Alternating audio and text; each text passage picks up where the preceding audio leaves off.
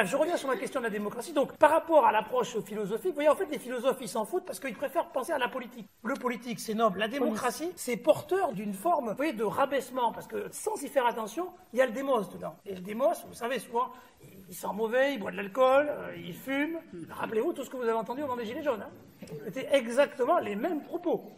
Traditionnel, de mépris de classe, de haine du peuple, avec tout est rabaissé. Voilà, c'est toujours alcoolique, enfin, les mêmes trucs, c'est vraiment des lieux communs. Donc je pense qu'effectivement, ce traitement par Jean-Pierre Vernant montre qu'au fond, la démocratie, paradoxalement, continue à poser problème. Parce que je crois que nous ne savons toujours pas si c'est possible. C'est-à-dire ce truc-là. Nous, en plus, on a d'autres raisons. On est 68 millions, on a un territoire très grand, etc. Donc on se dit, mais enfin, on n'imagine pas une assemblée où on serait tous réunis pendant 4 jours pour débattre, pour savoir si il faut garder les centrales nucléaires ou les fermer. Donc on a un problème, vous voyez, et je pense qu'à l'aune de ce problème, on bascule très facilement dans l'idée de l'impossibilité. Et donc pour réconcilier cette contradiction, eh ben, il nous reste le modèle de Pierre Rosanvallon, qui est la démocratie inachevée. C'est-à-dire, c'est jamais parfait. Donc arrêtez de vous plaindre, on fait ce qu'on peut, et puis les suivants, eh ben, ils essaieront d'améliorer, vous voyez.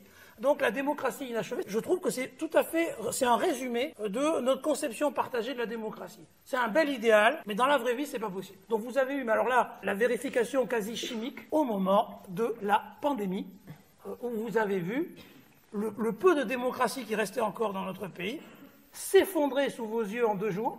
Le même qui faisait un tweet pour nous dire qu'on ira tous au théâtre, et il pensait que c'était Charlie Hebdo, je sais pas quoi, les attentats, donc allons tous au théâtre, sauvons la France. 10 jours plus tard, il annonce votre enfermement, le mien aussi, le sien aussi, tape terminé, plus de démocratie, le gars il est tout seul, tweet, on s'enferme, et tout le monde s'enferme. Donc là, on a eu sous les yeux ce qui arrive quand on pense que la démocratie est inachevée.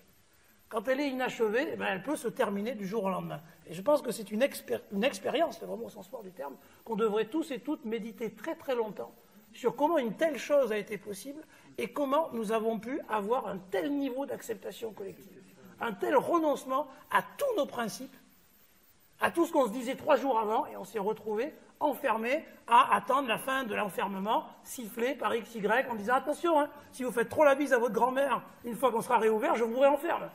Vous vous rappelez, ils nous menaçaient de nous renfermer. C'est totalement délirant. Normalement, c'est le peuple qui décide, non, au moins les représentants, si on veut. Eh bien, rien de tout ça n'était possible.